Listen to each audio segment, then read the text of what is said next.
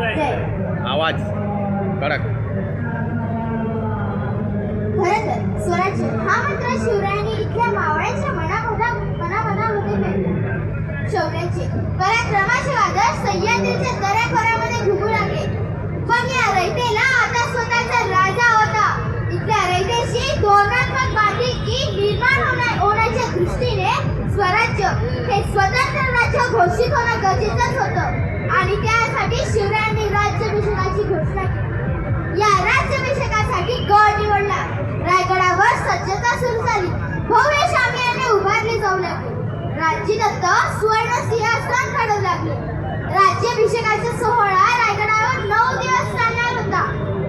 राजे कुलस्वामिनीचे दर्शन घेण्यास प्रथम गडावर निघाले. महाराष्ट्र धर्मरक्षणाची त्यांनी शपथ घेतली. भवानी मातेचे आशीर्वाद घेऊन राजे रायगडावर परतले. जिजाऊंसोबत पुण्याला येत असताना शिवबा राजांना शहाजी राजांनी एक मुद्रा दिली.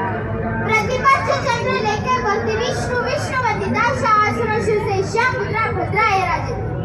हीच मुद्रा आता शिवराय राज्याभिषेकाच्या वेळी धारण करणार होते. 5 जून 1674 रोजी रायगडावर गुढ्या उभारल्या गेल्या. तोरणं लावली गेली. रायगड फुलांनी सजला.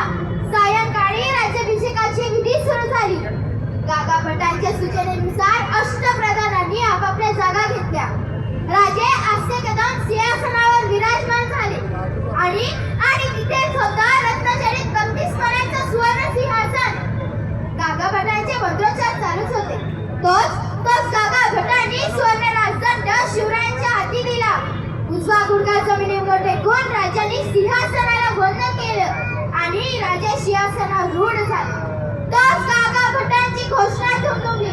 क्षत्रिय कुलावतंस सिंहासनाधीश्वर श्री छत्रपती शिवाजी महाराज की जय. छत्रपती शिवाजी महाराज की जय. शेवटी जाता जाता मी एकच गोष्ट बोलू इच्छिते की भवानी मातेचा लेक तो मराठ्याचा राजा होता. भवानी मातेचा लेक तो मराठ्याचा राजा होता. मुघला नाही कोणासमोर मुघलांचा तो बाप होता. मुघला